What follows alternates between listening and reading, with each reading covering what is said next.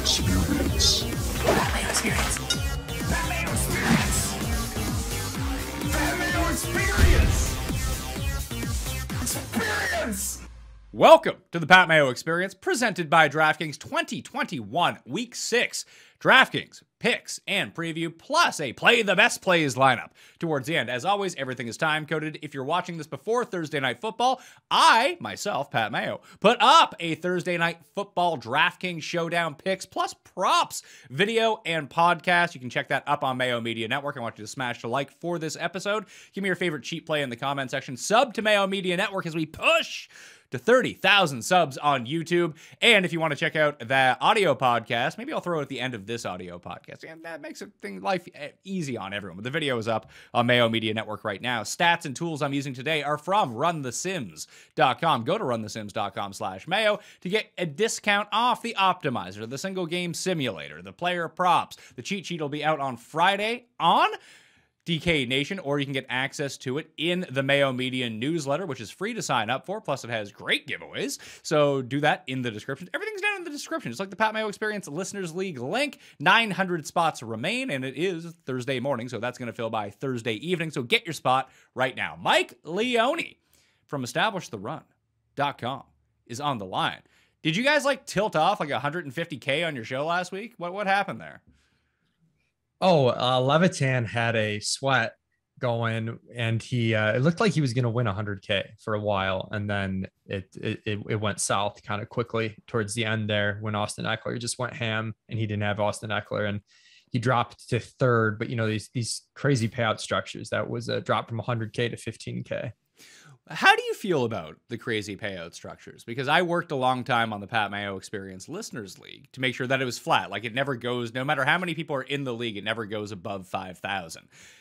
Because I want it to be flat all the way down. If there's 5,000, there's only 3,000 people in it this week. But when there's 5,000, it's 5,000, 4,000, 3,000, 2,000. That it's not that steep of a drop off. It remains relatively flat. But you're not going to get $1 million top prizes if there's flat payouts. It just can't work like that. Yeah, I mean, if you're playing something like the Million Maker, it is what it is. You know what you're getting yourself into, and I don't think you can really complain about the flatness of the payout structure. But if you're in, a different type of tournament, and some of this is just personal preference, but I'd like the top 10 to be smoothed out a little bit, where if I get a top 1% lineup, I want to be paid off in some way.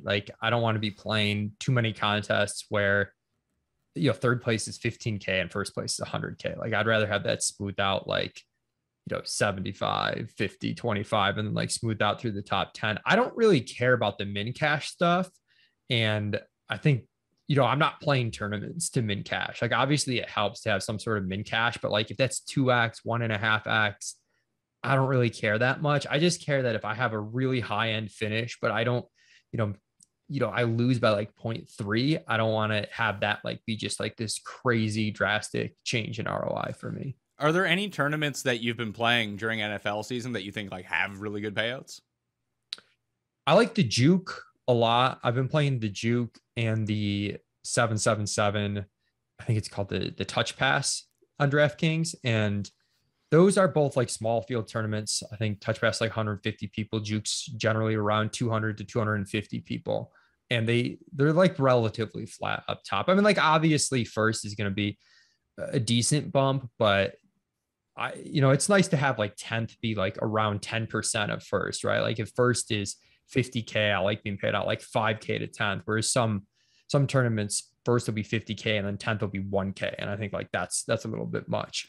Yeah, so these are always things that you should look into. I've been playing a lot of the really small $50, $150, $50, $150, and $100 single entry tournaments. I feel like that's now been my sweet spot. I'm actually up money this year, Leone. Mm-hmm. How crazy is that? Look at you. How crazy is that?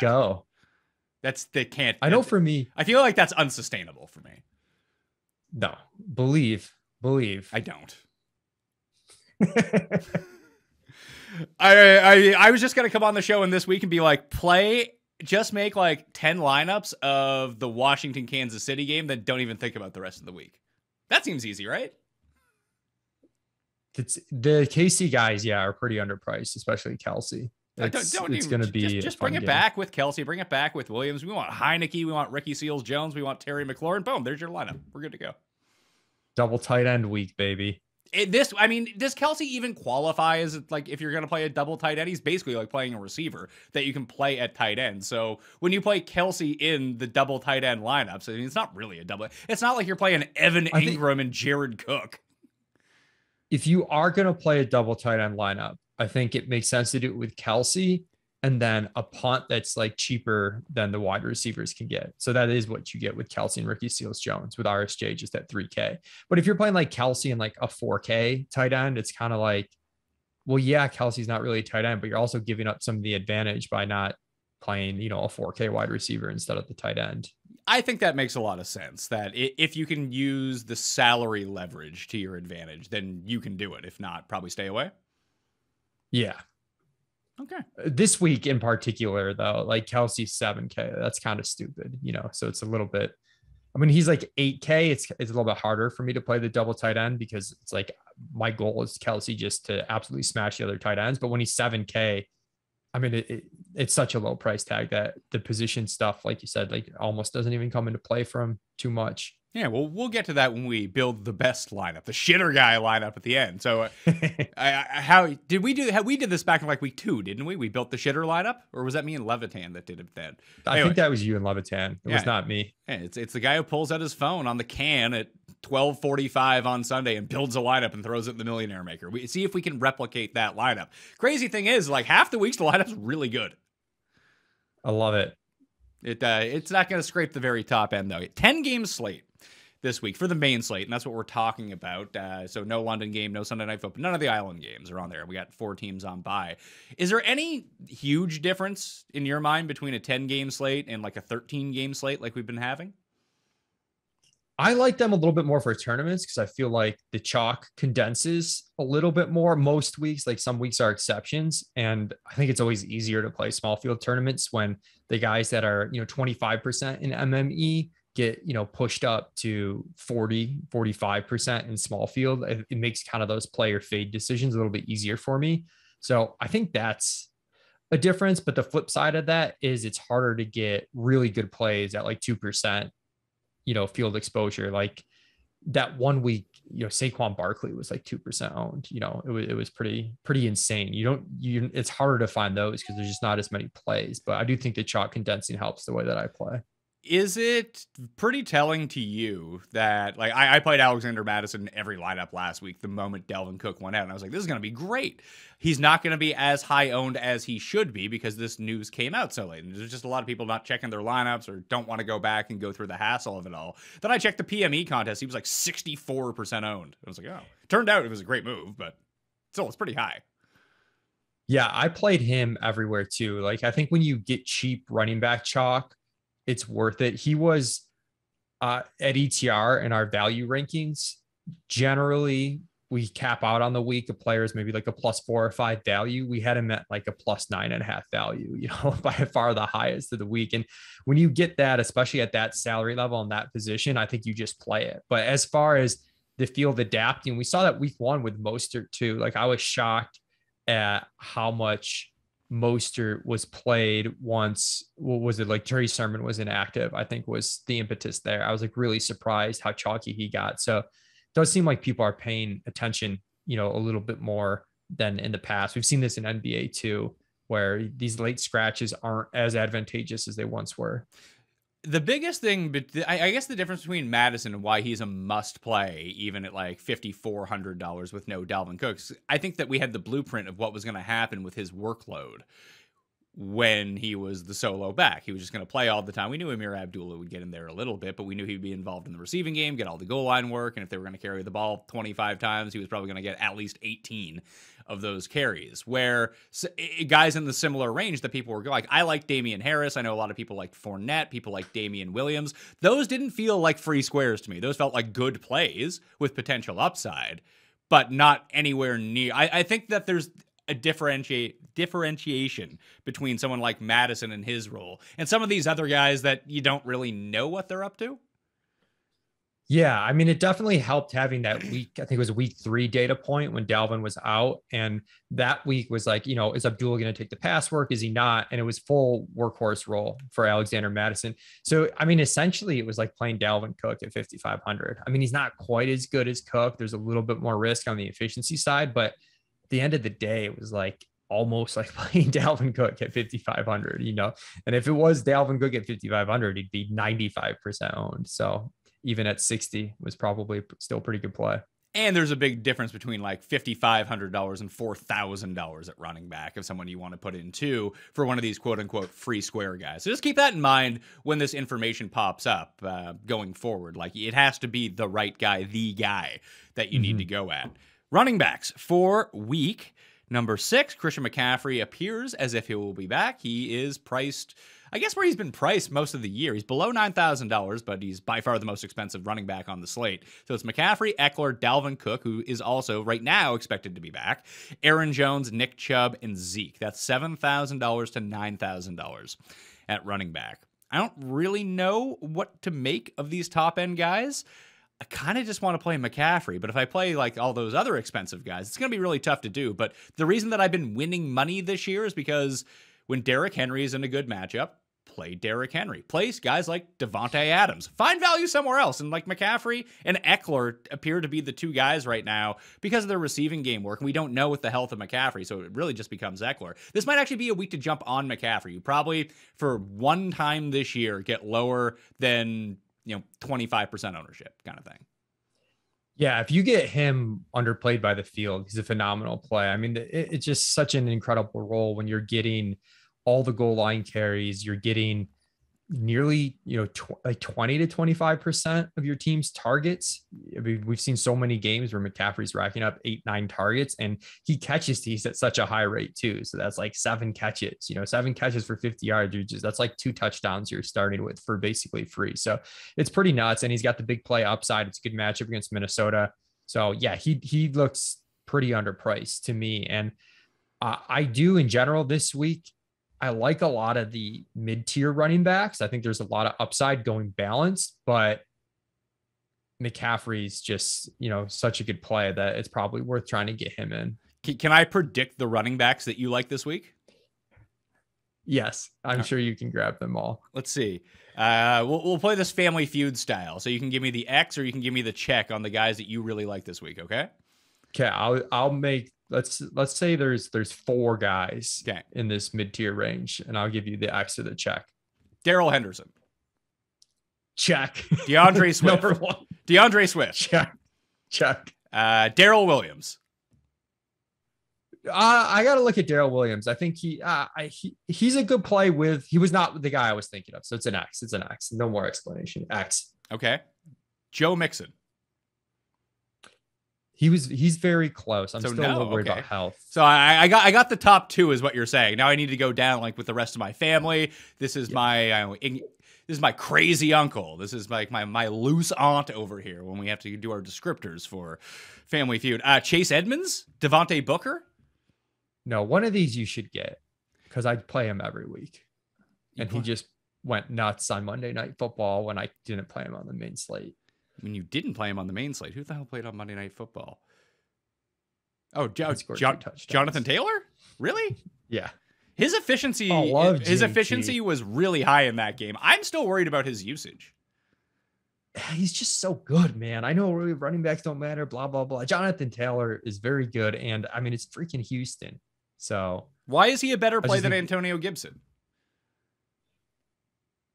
We're seeing Jonathan Taylor play. Well, first of all, he's playing Houston. Like, I'm also like, I know Gibson scored 2 touchdowns last week, but like slightly worried about the injury he's playing through. And in a game where it's a negative game script and McKissick, like they're still using McKissick in all those spots, in the passing down spots, the 2-minute drill. So I think the floor on Gibson's like definitely scarier than it is on Jonathan Taylor in this matchup. So you like these, like the $6,000 range at running back? Yeah. What about I like Josh Jacobs a little bit too. A player I don't usually like, but he's getting the last 2 weeks.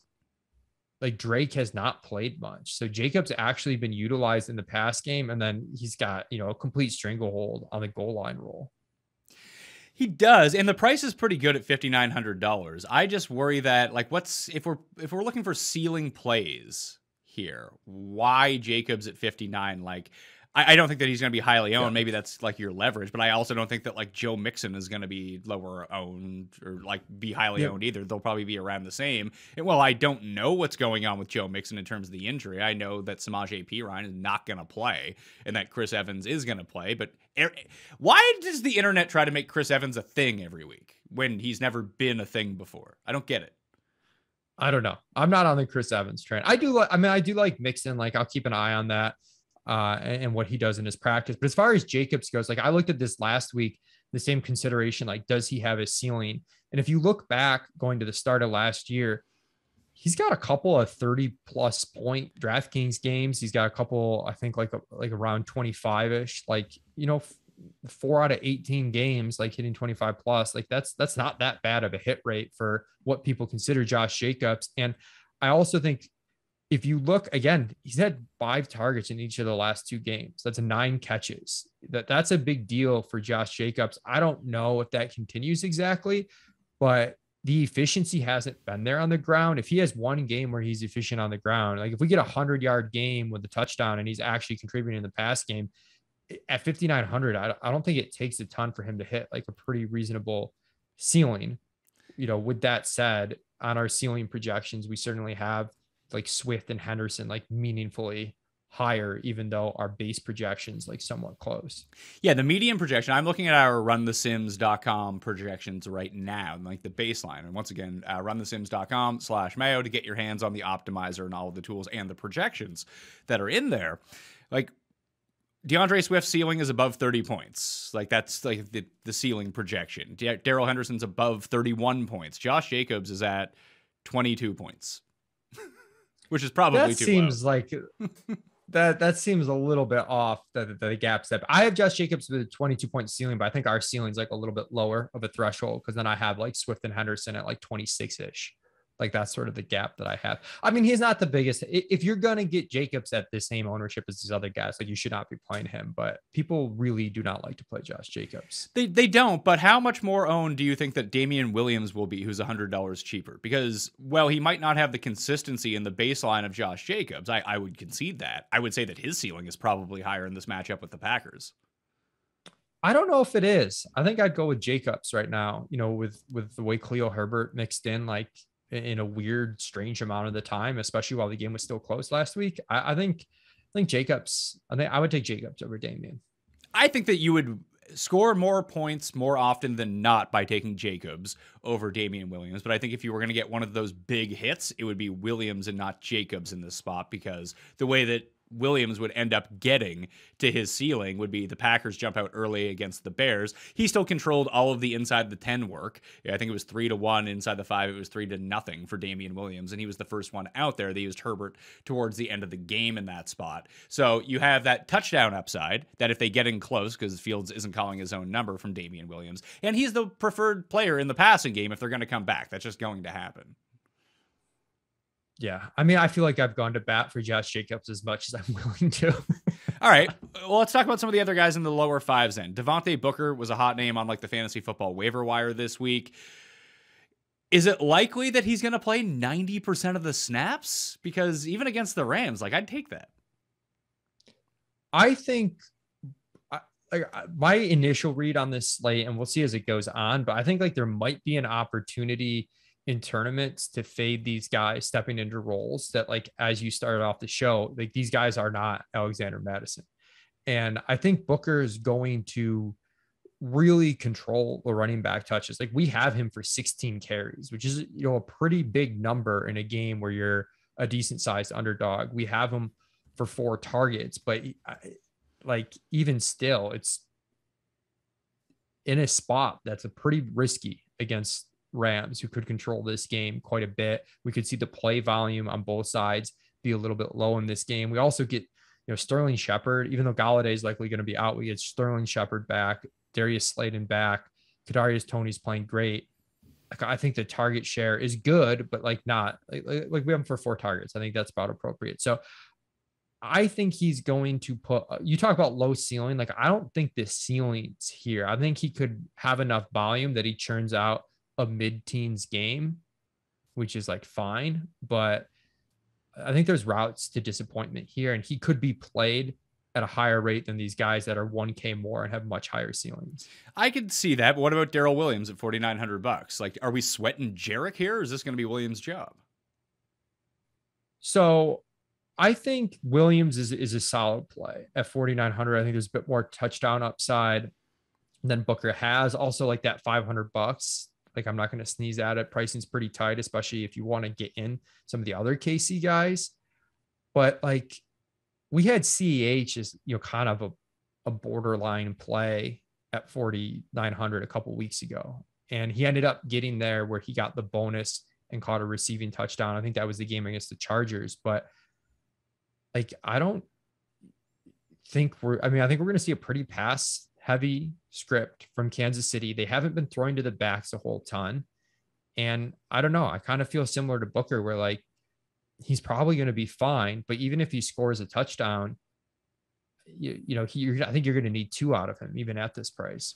Are you proud of me that I didn't bring up JD McKissic at $4,800?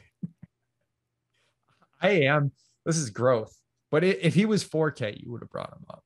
I mean, I still might play him at $4,800, depending on how many guys from this game that I end up using and how many like different combinations of players that I want. That I can stack him with Heineke if I want to, because if McKissic's going to have a good game, Heineke's going to be the one passing it to him. It's not like JD McKissic's going to break one off tackle for 75 yards. I do think players like McKissic get pigeonholed as low ceiling guys, but I think their projections are actually super volatile because it's so game script dependent, where he could, if it goes a certain way, he could catch so many balls that like he actually does have a ceiling. So I do think those guys are a little bit more volatile, and volatility is good in tournaments. If people are playing, assuming the one side of it, you can just sort of assume the other side of it. I think that Darrell Williams is the play from this range. I think that he is probably the safest in terms of just baseline points, and he probably has the highest ceiling of this bunch. But I ran 10,000 sims of this slate. It's still early in the week. Guys aren't officially in or officially out as of yet for the Sunday games. But it was pretty telling that 2 guys that pop up in the optimal lineup over 5% of the time are J.D. McKissic and Brandon Bolden. Wow. That's surprising. I guess those are the 2 types of guys I mentioned though, where when things go right, it goes really right. Yeah. Like they're not big play guys. People think they're low ceiling, but they also could catch 8 balls. Like if it goes a certain way. Yeah. I don't know what to do with this Patriots backfield. It's kind of a tough scene. So the way that we've been talking around this, we've talked some value. There's a 4K running back that you can most definitely play. There's like 3 5K running backs you can most definitely play. There's a bunch of guys in the 6s, and McCaffrey's bat, and Eckler just continues to kill it. That leaves Cook, Aaron Jones, Chubb, and Ezekiel Elliott. 4 guys, $7,100 to $7,700. That feels like that will be the under-owned zone of running back this week. You're going to get some phenomenal ownerships there. Aaron Jones, after last week where he got a little bit of steam as like the popular leverage play off Devontae Adams, I played him a decent bit, and then Devontae Adams goes off, AJ Dillon's involved. I don't think anyone's going to play him. And I do think he's like he's the same Aaron Jones he is. Like, I don't think he's the type of guy where you can point to last week and be like, oh, he got all the touches, he's going to get them all again. Or, Aaron Jones, like if somehow you could figure out, like Aaron Jones is going to have 4 games where he is like the best running back in fantasy per year. Nick Chubb is kind of the same way too. Maybe just play those 2 together and hope this is the week that they do it.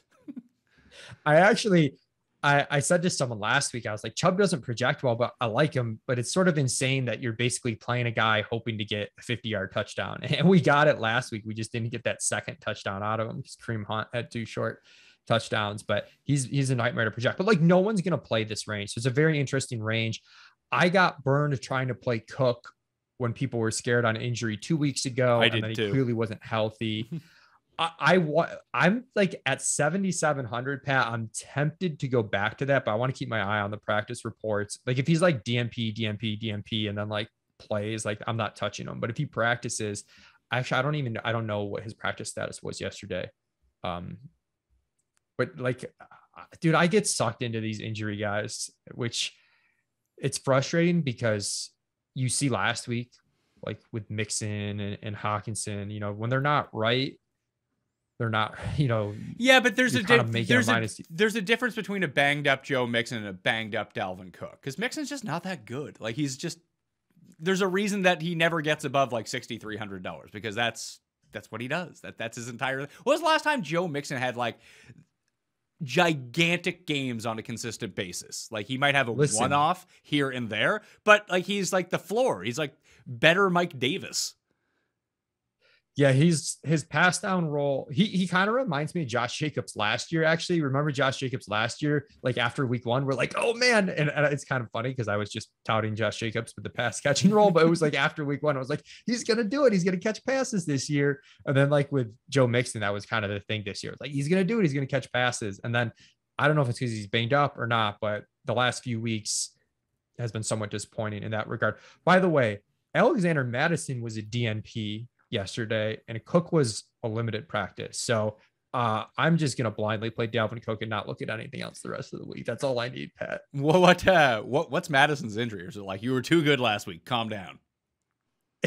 Shoulder injury. I don't think it's like serious, but I mean, Dalvin getting back to practice is, I just keep thinking, like, why wouldn't they just rest Dalvin one more week, then they have the bye week? But yeah, I made that mistake last time, 2 weeks ago, because I played Dalvin Cook like you did. And it was my assumption, it's like, well, if you're going to bring back Dalvin Cook and he has this injury, I assume he's like close to 100%. Like, why else would you bring him back? And no, not the case. I guess the key here, if you're going to play one of these guys with injury question marks, you get the ownership has to be low, right? Like, you want the reward to be there because you are like, there's no dismissing. You are taking on a little bit of risk, but dude, this range, like we went over like the cheap plays, the 6K plays, McCaffrey, people aren't going to be able to play this range of guys. So they're really intriguing to me if you can figure out a way to fit it in. It's going to be tough to fit in though. Yeah, like you said, you like Jonathan Taylor earlier. Like, why I would find $500 and get up to Zeke. Like, I would punt somewhere else. Like, I just think that's such a better play, Zeke over Jonathan Taylor. Yeah, I like JT more. I'll bet you JT straight up for Zeke this week. All right, yeah, you want to get some of your I just want to lose back? more money to you. Smart. Can I get plus 120? No, you're not getting the plus 120. I will. You know what? I will give you plus 120. How about that? Let's go. We'll go $50 because that's what we've been betting. So $50. You win 60 if Jonathan Taylor outscores Ezekiel Elliott. Okay, I'm already getting trounced on Brandon Cooks versus Odell Beckham, and then like, I don't even know, Laviska Shenault versus unnamed player. Yeah, we have to go back and check the tape. I have someone against Laviska Shenault. I assume I'm winning. Yeah, you're probably. I think it's like Jamar Chase or something like that. Like someone just there's ridiculous. No way I would. No, you know who it is? It's Deebo Samuel is who it is. No, I don't think I would have taken Visco over Deebo. I was big on Deebo. Okay. God, I'm gonna punch myself in the face if I did that one because I like Deebo. Whoever remembers who it was, yeah, I don't want to go back and check. I'm sure someone out there has figured it out. You made a good point about the ownership on the injured guys, and that will dictate when you're playing them as well. I would also throw in, you got to make sure that they're good at the same time. Like, Dalvin Cook is a top 5 running back when he's right. Mixon isn't. I think that there is a difference. Like, you have to be able to parse that out in your mind that, hey, if I'm playing Cook, his upside is 45 DraftKings points. So, you know, it's worth the gamble at 3% with a guy who's banged up versus someone like Joe Mixon. It's like, oh yeah, he's 1% owned, but you know, what's he going to score here? 27 points, right? Maybe at best case scenario. Like, I think that should factor into it when the price is still pretty big. Like, when guys are above $6,000, I think you have to factor that into it. Yeah. Ceiling matters whether it's someone you're playing or someone you're fading. Like, just kind of understanding if you're taking a risk and playing some guy, you want to be able to be paid off in a big way. And same thing, like if you're fading a guy, you know, the guys that are easy to fade are guys you don't think can really hurt you, which is kind of like how I feel about Devontae Booker this week. Like, I'd be surprised if you really hurt me, you know? So play Devontae Booker because it's going to hurt Leone. Wide receivers for the week. Devontae Adams is $9,000, which actually seems like a pretty fair price for what he's been up to. I think he's on pace to beat the receiving record at this point. Looking back, I'm just doing a quick scan of what he did against Chicago. He's been pretty limited by Chicago over the years. I mean, at least last year he was. 6 catches in both those games, which is like low for him at this point. Did score a touchdown because that's what he does. Can you feasibly play Davante Adams at $9,000? Like, that's, how do you build the rest of your lineup? It seems like it's a tough week for it. That's where, the Ricky Seals-Jones punt comes into play quite a bit. I mean, Adams is just so absurd. We have him as the top projected value at the wide receiver position, even at 9K. It's not straight points we don't do straight points per dollar. We like kind of have a fixed value in there because I think like straight points per dollar overly inflates the cheap guys. It's just a visual thing, but we have Adams we have him projected for almost 25 DraftKings points, which is pretty insane, but just such a unique combination of huge targets, huge catch rate, a red zone role that we don't see out of wide receivers that often. And this year, he's even had a little bit more success down the field. The yards per catch is kind of up, like somewhat meaningfully from last year. I don't know if that lasts, but yeah, I mean, you could play him. I have a tendency to think the field is going to figure out a way to play him after what he did last week. I think he's still going to be he's not going to be super popular just because it's going to be a squeeze with the KC guys and with CMC, but I could see it somewhat spread out among those high-end players this week. I found me and 75% of my closest friends figured out a way to play Davante Adams, Derrick Henry, and Alexander Mattison last week, all in the same lineup. So I think you can figure it out if you want to turn the Rubik's Cube and just take some punts at the position. And last week, Ricky Seals-Jones was the punt. Him or Dan Arnold were the two guys that you could just put in your lineup like, oh, I saved all the money. Great. And Tony. That's where I think Darrell Williams gets popular. Devontae Booker gets popular. I think we could see Darnell Mooney maybe get popular, and the punt tight end probably is popular. Like we could see more double tight end just because, again, like it's just a unique price on Kelsey, and then you get the real punt. So I don't know. I'm struggling to see what the field's going to do early on. The field does go extreme studs and duds. There is an opportunity to go balanced, and like there's a bunch of guys with pretty high ceiling if you go the balanced route. I mean, obviously McLaurin is going to be super popular because of that game. I have no qualms about playing him. Just $7,100 to like inject that into my veins. But the play that I think I like the most, and I'm really surprised, maybe it's because the pricing came out early. Michael Pittman's too cheap at $5,500. Yeah, Pittman's a really solid play. He's in our top 10 wide receiver values for the week. We only have one player that's a better value that's cheaper than him. That's T. Higgins, but we have them like really close. So yeah, I mean, the week one, I was super disappointed in Pittman's target share. And I was kind of like, I think my bias affected me a little bit where I was sometimes you just get so frustrated seeing the same thing over and over again that at some point you just wave the white flag. And I was sort of there with Pittman after an off season of hyping him up and seeing Indianapolis spread things out so much week one. And I was like, he had a 10.5% target share. Since then, 33% target share, 33% target share, 25, 20%, for a net of like 24% on the season. So he's back in good graces and, looking like he's going to have a breakout year. Before we scale back up to the top and try to find maybe some one-offs, and we'll talk about stacks in a sec, Amon-Ra St. Brown is $4,200 against the Bengals. 8 targets each of the last 2 weeks. It's 7 catches. Like, that's the Tony of this week, isn't it? I mean, obviously he's not going to score like 500 DraftKings points, but like that's the play. That's the play that you're looking at in the low 4,000s. He's the pump play. Like I think the pump plays early. I mean, it's early in the week. The pump plays I see are him, Mooney, and Nicole Hardman, maybe just because of the game environment. Yeah, but there's no reason to play. I mean, okay, put it this way: if you play Nicole Hardman, then you're going to be extremely right at $4,200, but you're going to be extremely right with like 20% of the field on your side. Like that feels like such an easy fade from that game. Yeah, no, I'm not.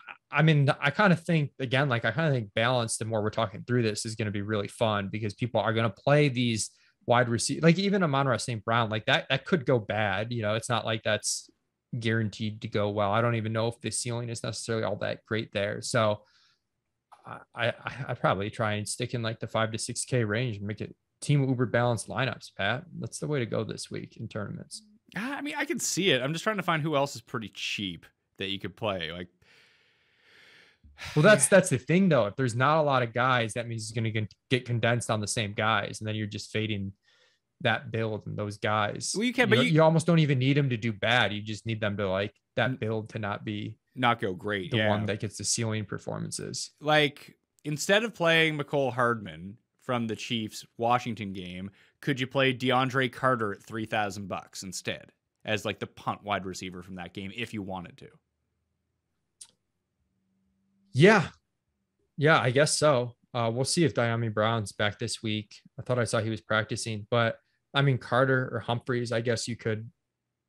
I think that is a way to clear up space and get a player that individually is going to be unique. Like people are not going to play those guys, I don't think. I don't think so either, but I do believe that Hardman's going to be chalky here. Yeah, Hardman's going to be chalkier. I wonder if people will play Van Jefferson. I know he was kind of popular with his price tag a few weeks ago and then disappointed. He's pretty cheap. That's fan tough of him, but it's just like, I mean, if you're going to play Van Jefferson, he's going to be more popular than Deshaun Jackson. Well, Deshaun Jackson has a lower percentage of actually hitting. He's going to hit in exactly the same way if he hits. yeah, those just Deshaun Jackson kind of breaks my mind in terms of how to approach a player like that with like absolutely zero floor whatsoever. Because you're playing tournaments, you're playing for the ceiling, and I mean, he legitimately had a game where he could have got 360-yard touchdowns. And Stafford blew 2 of them and then finally hit the third. But at the same time, even though you're playing tournaments for ceiling, you know, if you're playing like a small field or something, like having a guy not kill you isn't like, you want the ceiling, but the fallback of having him not derail your lineup because you put up, you know, a goose egg, basically, we can't completely ignore that value. No, I think there are better positions to punt if you need to, but with Quintez Cephas out for the year with his shoulder injury, Hawkinson still banged up. I know I brought up St. Brown, but Kadarrell Hodge is $3,000, and he was out there the moment that Cephas ended up getting hurt. So you had like Khalif Raymond, Amon-Ra St. Brown, and Kadarrell Hodge. But Hodge, like Raymond's up to like $5,000. St. Brown's at 4,200, and then you have Kadarrell Hodge, who was good last year with Cleveland when he got some runs. It's just, he's the min. He's $3,000. Like, that could also be a punt if you knew. Like, these are the punts that no one's really going to as of yet, I think. Yeah, I mean, I have a tendency to think those are more like MME guys versus guys I would really consider, you know, for my hand built tournament lineups. Okay. So who are the expensive guys? I mean, that's really what people want to know. I think Pittman and McLaurin are the two guys like you basically want to lock in. Keenan Allen seems super underpriced at $6,400 too. I said this last week when I was talking to Wiggins on our Wake and Rake show for ETR, but he's in that sweet spot. Like, there's a sweet spot of players for receivers in the 6Ks where I kind of just off feel I'm like, okay, he's a play this week. And that's what Keenan Allen was for me last week. Didn't really hit because we had the huge Mike Williams game, which was kind of good for me just based on tournament ownership. But this week, Keenan Allen pops again, like 6,400. Like, just knowing what we know about Keenan Allen historically, like this price range of wide receivers is really strong for ceiling. He seems like a really good play to me. So yeah, I'm just thinking more of like one-offs from this spot. I don't know if I'm going to go with the Charger stack. Maybe I will. What about your boy Brandon Cooks? He's too expensive. I could play. Yeah, I could play Pittman for $300 cheaper. I think Cooks is kind of interesting. He's had this absurd target share on the season, but he's coming off 2 sort of down weeks. Mills actually showed some signs of life last week. This Indy defense, not good. I think Cooks is pretty interesting. If Mills can be adequate like he was last week, and then Cooks gets that huge target share game, which we know he has in him, dome game, I don't know. I like Cooks this week. Maybe that's the way to play it. Yeah, you can do like a mini correlation in your lineup and play Pittman and Cooks. We could play the Pat Mayo, Mike Leone bet team. Brandon Cooks. We could throw Odell in there. Why are you throwing Odell in there? Dude, Odell last week was a huge disappointment. Okay. No ifs, ands, or buts. But 2 weeks ago, that dude should have had like 30 DraftKings points. Yeah, like, but yeah, when you have a guy who can't get him the ball, it's a tough scene. It's such a tough scene. It really, it's a real tough scene. I'd rather play Tim Patrick. Oh, get out of here. I would. I'll As bet, I'm looking at our projections and they're like right next to each other. Oh, man. All right. Who else is here? Thielen. Like, I think this is a decent week that if you wanted to have popular builds but use a one-off receiver, I think it's a nice week to go back to guys that have disappointed a little bit, who were generally pretty popular. Like Cooper Kupp fits that bill. DJ Moore fits that bill. Adam Thielen fits that bill. I don't like Thielen all that much, but I think those are the two guys, Kupp and DJ Moore. If you were just to play them one-off, I actually think that they're pretty good. What do you think? Dallas has been so, boring since the start of the season when they had that game specific plan against Tampa Bay and they threw a ton. They've been running a lot. When I say boring, I mean, like they're just not throwing all over the yard. Like I wish. They're playing very well, but is this the week people jump off Dallas receivers? Because you could make a pretty easy Dak double and bring it back with either Myers or Nelson Aguilar or something. Do you even need to bring it back with the Patriots guy? I feel like you just increase your percentage of being wrong so much that, I can spend the money elsewhere. I think you do, because I think for Dallas to hit their ceiling, they need to be pushed. When you have teams that don't need to be pushed, like Tampa Bay or Buffalo, even Kansas City, they're just going to put up their points no matter what. You don't have to bring it back. But if we're playing the Dallas stack, like they need to be pushed. And I think you need something from the New England. And I think Myers and Aguilar are cheap enough that they would be worth putting into that lineup. I have a feeling I'm going to lose a bunch of money on Dallas this week because I bet them just out of the gate at 3.5. I was like, man, this is going to be like 7 by the time kickoff has. It went to 4, then it went back to 3.5. Who is betting on the Patriots here? What are they seeing that I'm not seeing? I don't know. The Bill Belichick alert just wears strong on people, I guess. I know. Like you feel like Dallas should just wax the Patriots, right? I think so, man. I think Dallas is really good. I do. I've liked Dallas coming into the season though, so my priors on them are pretty strong. I didn't like Dallas coming into the season. I just figured they were the same. Maybe the reason is because Dallas has been overhyped. Like anytime they showed like a pulse for the past decade, like, oh my God, Dallas, best team in football, one of the top 3 teams and they just clearly weren't, but they might actually be now that people are a bit like, are we sure about Dallas? Feels like Cleveland too the past few years. This is the year for Cleveland. Cleveland's sneaky good. I think they beat the Cards this week. Cards are banged up. I do think Cleveland's a very good team. I think, God, if Baker could just ever take that step, it's just not happening, man. It's really frustrating. Any other? Oh yeah, Robbie Anderson. But we'll talk about that in stacks because that's just fun times. Fun times with Robbie Anderson. If Darnold could hit him when he's wide open, problem solved. Dink will disown me if I don't talk about Marquise Brown because he's on a real big Marquise Brown kick, but he's shown like an incredible ceiling this year, and that includes a game where he dropped 3 touchdowns. Yeah, but I now think that after watching him on Monday night and people, the 3 touchdown drop game, that has been spun into a positive narrative for him because, hey, he should have caught 3 touchdowns in that game. Like he's always wide open. He's a top 5 fantasy receiver so far this season. So I just don't like receivers against the Chargers. Receivers really haven't done anything against the Chargers this year for ceiling purposes. The Chargers dare you to run the football. They know what they're doing analytically. Like they want you to run the football, and that bears out. And like our pass rate over expectation for defenses, teams against the Chargers have the lowest pass rate over expectation. And I saw a stat too. Like they play 8-man fronts the least percent of the time. So I do think Marquise Brown is one of those classic, play him when people don't play him, don't play him when people play him type of guys.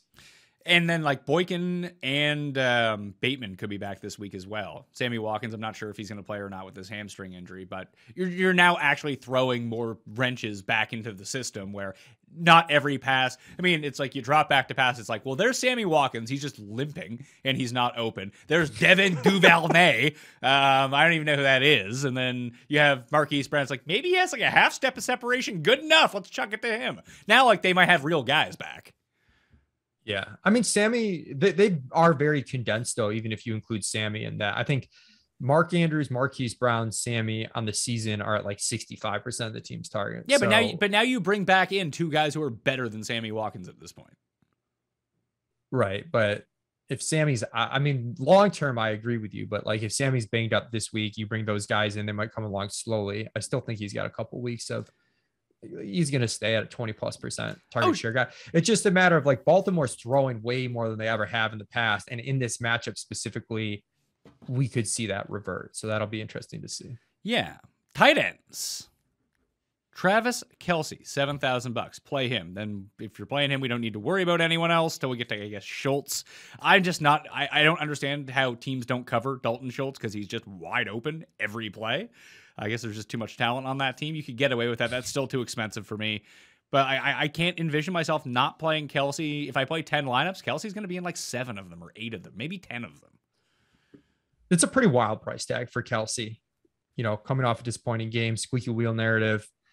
Not that you need any sort of narrative to play Travis Kelce at $7K. I don't remember the last time he was this cheap. Maybe my memory is just bad, but I feel like there's a really low price tag for him. So I'm mega tilting, Pat, though. A bunch of guys that like I wanted to buy low on just went nuts in primetime games last week. Mark Andrews being one of them.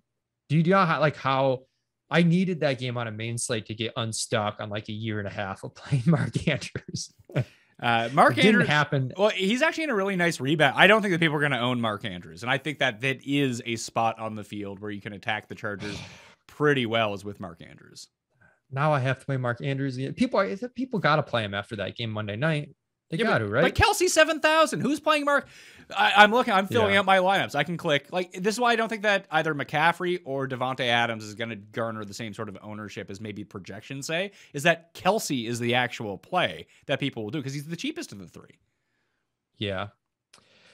And then RSJ, like people are going to like the punt tight end. His utilization was great. He's someone that the people, you know, like me who are like, oh, he's an athlete. Why aren't teams using him? He's amazing. And he's like not really good at real life football. Do you worry that he becomes way too chalky and then he just becomes a fade? Because I wish he would have gotten it last week, caught one of the 2 touchdowns that he dropped in the end zone. Because I had him everywhere. I had him and Dan Arnold. Those were my guys last week. Yeah. And they didn't come through. And now we're going to see like a 20% Ricky Seals-Jones. I don't want to do that. I'll play Mo Alley Cox instead. Yeah, I was surprised that he wasn't owned more last week. Honestly, I thought he would be played more than he actually was. So here's my take on tight ends, though. Like I've really struggled with this position. I do think if you're punting tight end as volatile as it is, like I'm okay eating the chalk where like I don't know how much leverage you're really gaining, like making a dart throw on Mo Alley Cox instead of just eating the Ricky Seals-Jones. Yeah, but it's not it's not like Mo Alley Cox has been an absolute dud either. Like he's running the most routes of the past 2 weeks of any tight end on the Colts. He's a big body. He's a touchdown threat if they go down. Mm-hmm. You already mentioned they're playing Houston. Like I don't think that there's that big of a gap between them. It's a $100 difference, and there might be a 15 times ownership difference. Yeah, but I'm just like this is the problem I've gotten myself into is where then I'm like, well, I'm just going to play TJ Hockenson and Mark Andrews. And then I keep spending too much at tight end for guys that are like put up 13 points and it doesn't matter. So what about like Jonnu Smith's the same price? You know, Jonnu Smith sucks. That's why you don't play him. Dude, like Jonnu versus Mo Alley, like really, like you're going to go to bat for Mo Alley and then you're going to like poo-poo Jonnu? Come on. I would rather play the upside of Mo Alley Cox. What have we seen from Jonnu? Especially, I mean, just if you looked at a graph of his usage for the Patriots, how is that going for him? Dude,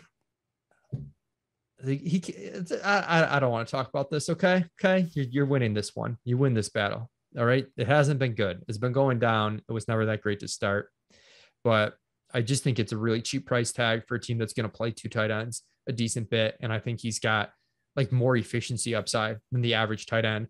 I guess we do looking at it closer. They'll have a decent amount of pivots at the position, right? Cole Kmet. Don't play Cole. No, do not. Yeah. They throw 20 times a game. At some point it's got to change, right? Does it? What about, okay, here's a guy I got burned on big time last week. Cook? No, it's a player with a high ceiling who's done absolutely nothing this year. Oh, God. Mr. Big Bob Tunyon.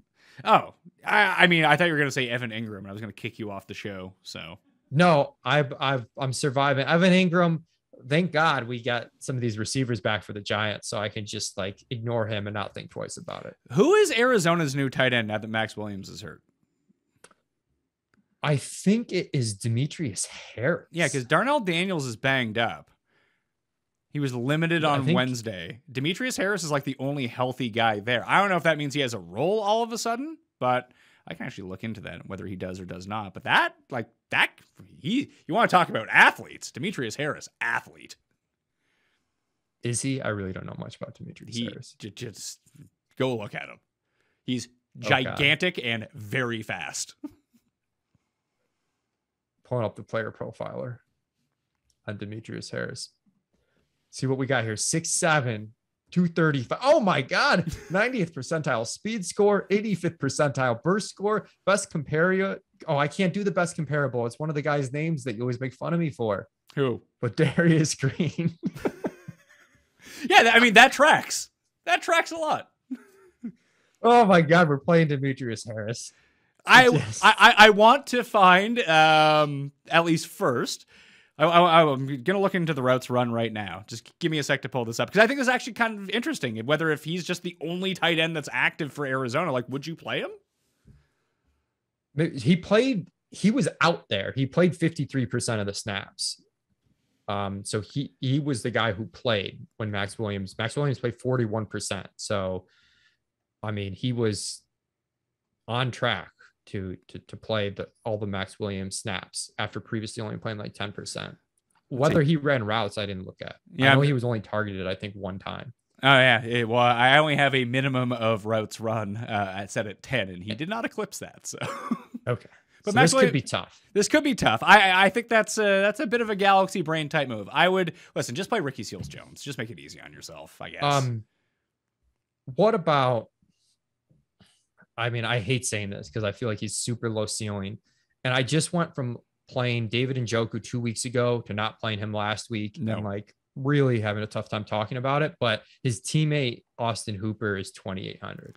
I fell into this trap like 3 weeks ago when I played Hooper and I got bailed out because he caught a touchdown. And guess what? I didn't even really get bailed out because he got a touchdown and still had like 11 points. He sucks.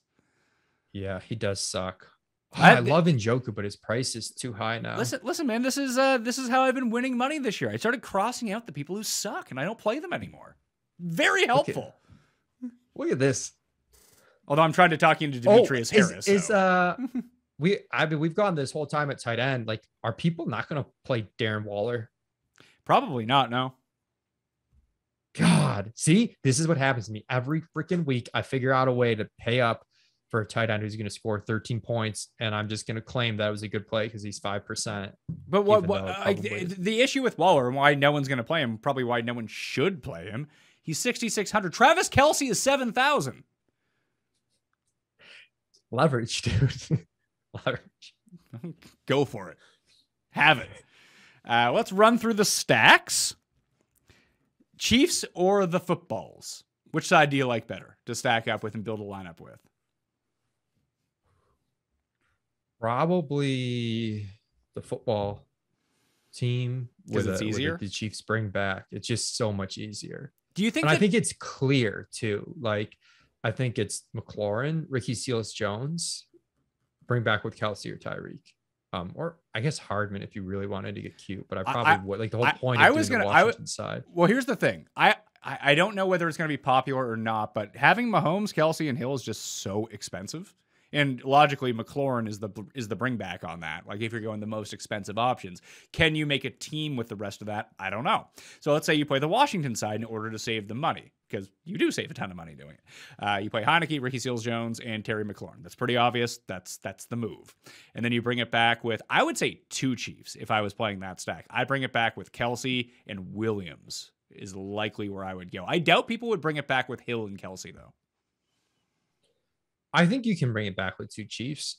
If you got real saucy in MME too and did McLaurin, RSJ, and like one of those punt receivers, I don't think I would do that. But then you could bring it back with Kelce and Tyreek pretty easily. Yeah, I'll probably have a few of the Hill, Tyreek, or the Tyreek, Kelce bringbacks, because I think just having 5 guys from that game is going to be if you do think that this is going to be the game that you need to target, just having as many guys in it as possible. And if it does become one of those condensed games where it's all Hill and all Kelsey, which we see, 4 or 5 times a year when just both those guys go off and no one else on the Chiefs does anything, then you're basically getting all Patrick Mahomes points anyway. And then you have to hope that Heineke can stay within like 6 points of them. Yeah, I think that's valid. All right. Any of the, I mean, Darnold, Robbie Anderson, DJ Moore, like Minnesota's, they're going to give up points. And now everyone is off the scent of them because they've been like a bad team to stack with, like stack against 2 weeks in a row after being the best team to stack against for like the first 3 weeks of the season. I think it reverts back to that. Carolina can take advantage of them through the air. And then you get these low-owned Vikings guys. Yeah, it's just the Robbie thing is tough for me. I played him a lot last week because he had 11 targets the week before and just didn't do anything with them. And I thought it was really good low-owned play. But now that we have McCaffrey back to most likely, I just don't know if, the juice is worth the squeeze here on Robbie. 56.5 is the Chiefs Washington over under this week. The next closest one on this slate is Baltimore and the Chargers. How would you think about stacking that game up? I guess is my question. I mean, we've got an absurd projection on Lamar right now. So do you play? Who, do you just play Lamar with Andrews? Do you play him with Marquise Brown? Like, who do you play back on the other end? The way Baltimore's playing this year and the way you're hoping Lamar's hitting, you need to bring it back. And I think Andrews is probably the best guy to bring it back with, where you're getting leverage off the popular KC stack. The price is pretty good. I don't think you have to double it. You could, but I don't think you have to. And then the Chargers side, I mean, I think Keenan Allen's a really good play. Okay. So the other two games that I kind of figured, just in terms of point total, the Cowboys-Patriots game is 51. Where are the Patriots scoring all these points? I don't know, but like this is where we could get this sneaky. Dallas stuff doesn't even project that well for us but they're very volatile because they're so game plan specific, right? Like we just don't know what they're going to do. What if they come out and throw this week or New England presses them? I don't know. This game, even though it doesn't project that great, is catching my eye a little bit. And I think the New England side, you can just there's enough guys out there that you could try to guess on one of them. If the game goes the right way, I think the pass volume on New England's going to be pretty high. So the other one that I was looking at, and this one becomes tough because it's so hard to predict the ones like the Cardinals Browns. That's almost at 50 right now. He hasn't been bad the past 3 weeks. He also hasn't been good the past 3 weeks. He's not the number one priced quarterback anymore. No one's going to play Kyler Murray anymore. So you play Kyler, DeAndre Hopkins, maybe Demetrius Harris, our guy, to save all the money in the world. Then you can pay for like super solid one-offs. And then you could have like Chubb or Kareem Hunt on the way back. Like that's a very low-owned game stack. Like is that game. Yeah, I like it better for maybe just like some mini correlations versus the full stack. Like Hopkins Chubb? Yeah, I mean, I'm a masochist. I will play an Odell team this week. The one problem with Murray is he's not running as much this year. His pass efficiency is great, but like when you net that out, like the running stuff was so valuable for fantasy. He's still super good. Like he's like clearly one of the top 4 fantasy quarterbacks. He's just pointing that out that he's like a bit pricey, I think, because he ran like so hot on pass efficiency the first 3 weeks. But I'm interested in Rondale Moore here or Demetrius Harris, but like depending on how you interpret the tight end situation, maybe Rondale Moore gets more touches, gets on the field more if they're just not going to throw to Demetrius Harris. And he's only 4,600.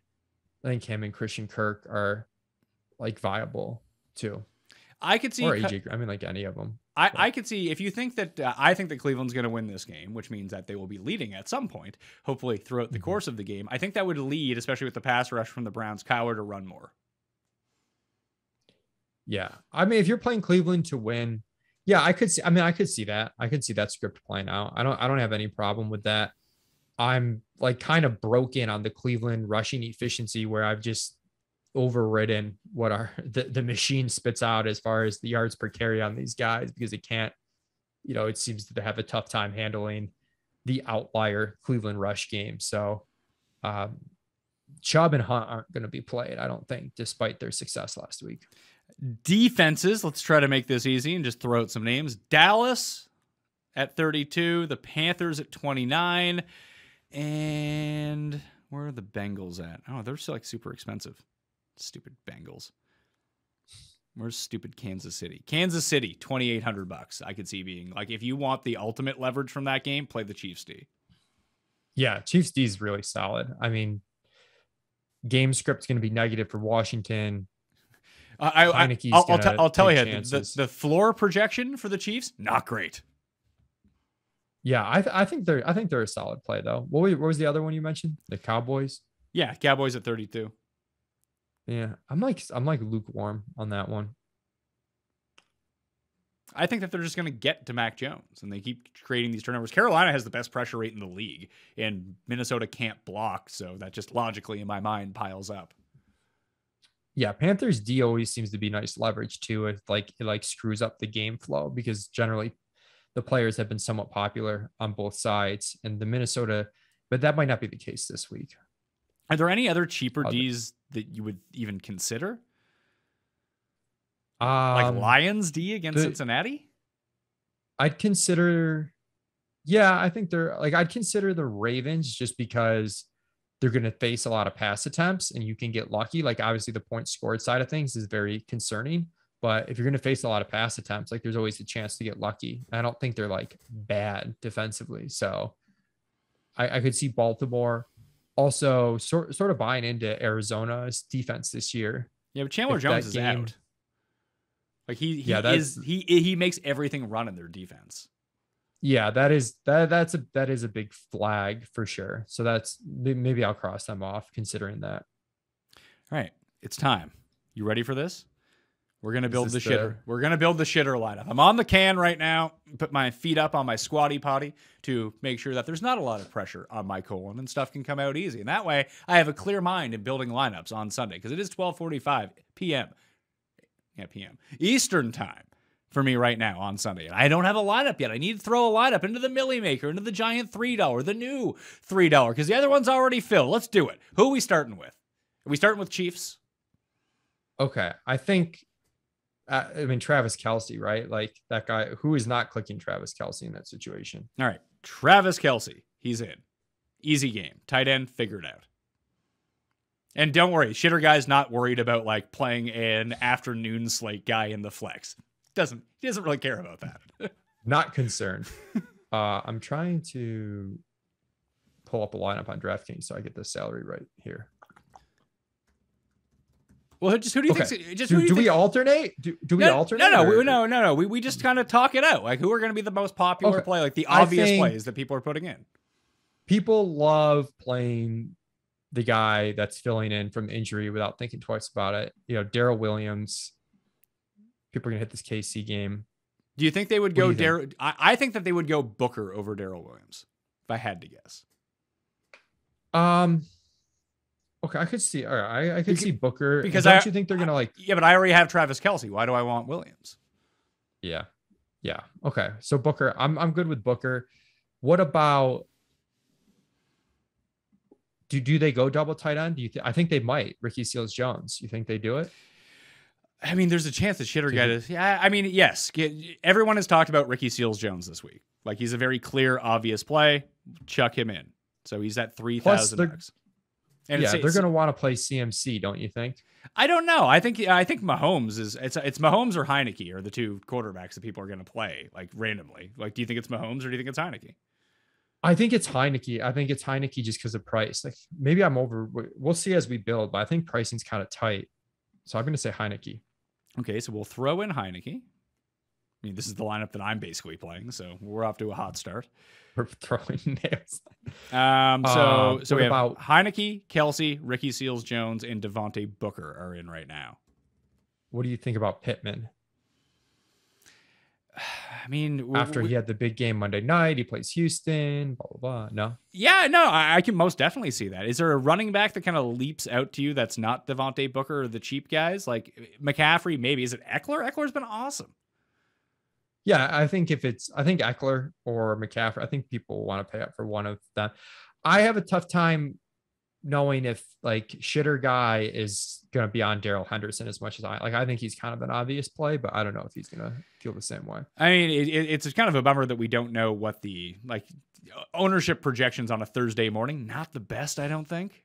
No, it's especially in modern day DFS. It's like self-fulfilling. It's like, oh, you didn't project AJ Brown for ownership, so now I'm going to play him. And then by Sunday, it's like, well, everyone's playing him. So definitely tough on Thursday. I will say that Daryl Henderson's probably the play. I think people will see that that's a really good play. I don't see why they wouldn't.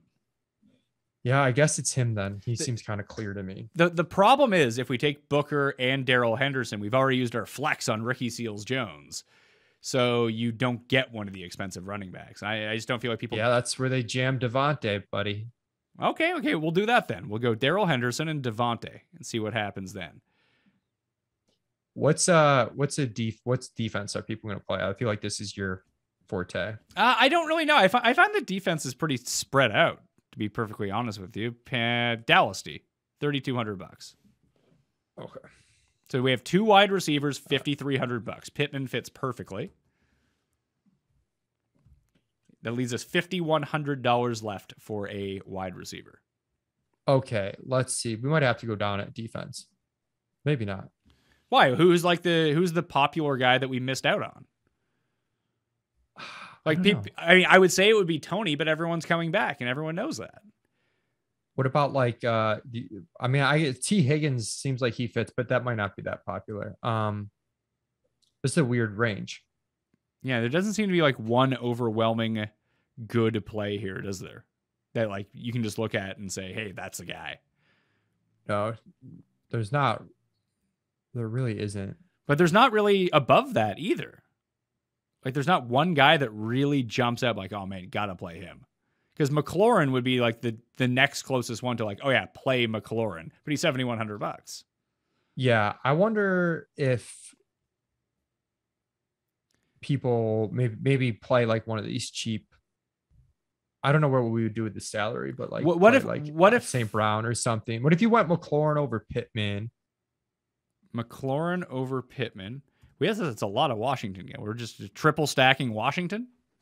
Wait, that's a double. It's a double. I mean, it's Heineke. McLaurin. It's a double with a bring back. Go cheap defense. What's the cheap defense? I don't know what the cheap defense is. All right, I'm just gonna throw. I don't know. I'm just throwing Browns in there. Just no.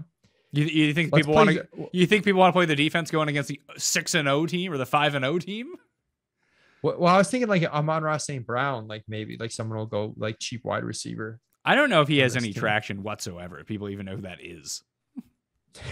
All right, so shitter guy doesn't know who that is, but does he know who? Hardman probably doesn't know who Darnell. Hardman is the guy. Yeah, I guess Hardman. If we're really just loading up this game, shitter guy is really hot on this game. So that means we need to take away. We can either go. I mean, now that we've played Hardman, Chargers. We'll just do it. Chargers scored me minus points last week.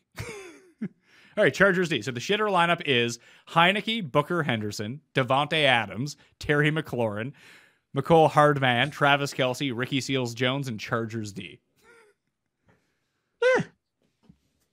Don't mind we'll it. See. Not the game stack. He's high on his correlation. I don't even think he tried to do it. It just made sense that way. That's when you know he's going to do it. I suppose that's true. The guy that we didn't talk about, let's see, the guys that we talked about. Oh my God. I went and ran the Sims at runthesims.com. Do you know who's in the optimal lineup right now? Who? Odell.